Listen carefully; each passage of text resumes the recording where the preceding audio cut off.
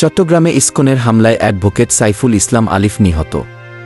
মূলত ঘটনাটি হচ্ছে চট্টগ্রামে আইনজীবী সাইফুল ইসলাম আলিফকে কুপিয়ে হত্যা করেছে ইসকন সমর্থিত একটি সন্ত্রাসী গোষ্ঠী। আজ বিকেলে চট্টগ্রাম কোর্ট বিল্ডিং সংলগ্ন মেথরপট্টি রঙ্গম টাওয়ার এলাকায় এ নির্মম হত্যাকাণ্ড ঘটে।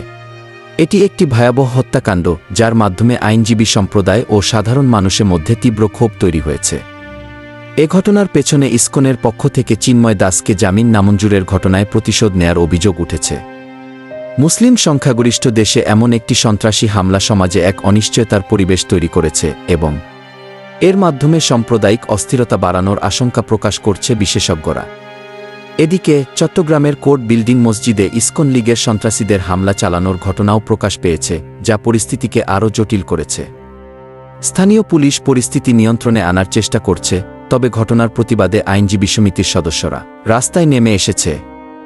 তারা সন্ত্রাসীদের দ্রুত গ্রেপ্তার করে কঠোর শাস্তির দাবি জানাচ্ছে।